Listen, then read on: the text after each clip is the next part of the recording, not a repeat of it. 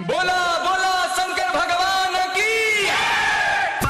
DJ Anil राजा जी का नाम तो सुना ही होगा।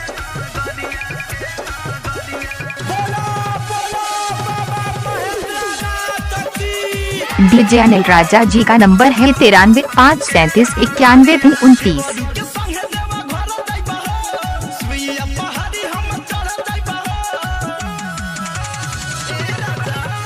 डीजे अनिल राजा जी का नाम तो सुना ही होगा।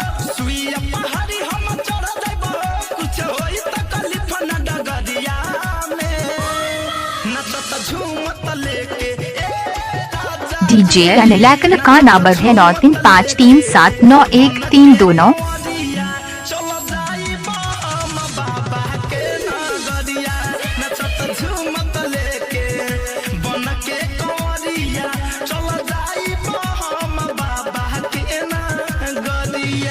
डीजे अनिल अकेला हर शेर बलुआ बाजार मीनापुर मुजफ्फरपुर।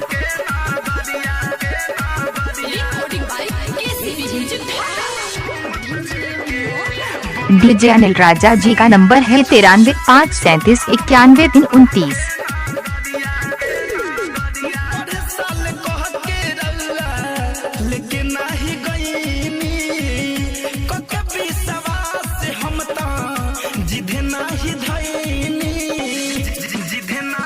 डीजे अनिल राजा जी का नाम तो सुना ही होगा।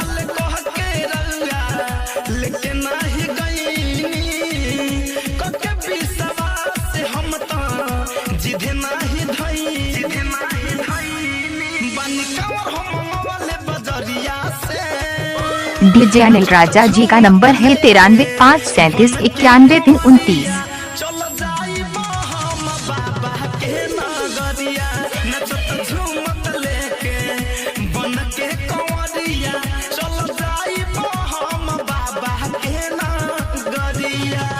डीजे अनिल अकेला हर शेर बलुआ बाजार मीनापुर मुजफ्फरपुर।